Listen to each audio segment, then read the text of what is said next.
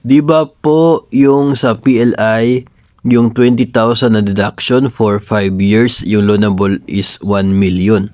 So kung 15 years sa GSIS, possible yung 3 million na loanable. Tama po ba, Master? Pwede po siguro, no? Pero magkaiba po kasi ng terms and conditions itong loans sa PLIs at maging sa GSIS. Doon mismo sa halaga ng pwede mong mauutang ay magkaiba rin yung kanila pong patakaran.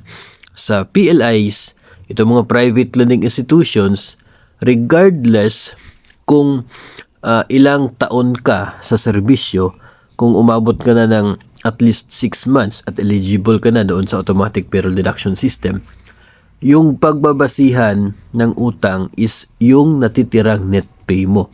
So kung kaya pa ng net pay na makautang ka ng kahit 2 milyon, no, kung willing si PLI, ay pwede.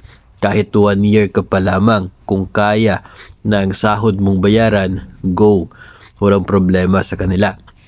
Pagdating sa GSIS, yung loan amount na pwede mong applyan ay determined by 2 factors.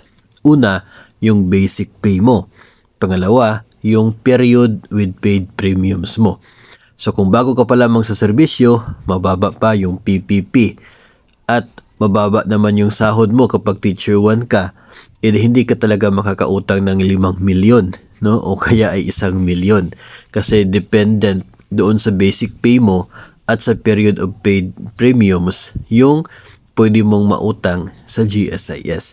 So hindi mo pwedeng ma-compare or hindi mo pwedeng ma-equate yung pangyayari na sitwasyon sa PLIs doon din sa GSIS dahil po sa pagkakaiba ng kanila pong terms and conditions sa loans.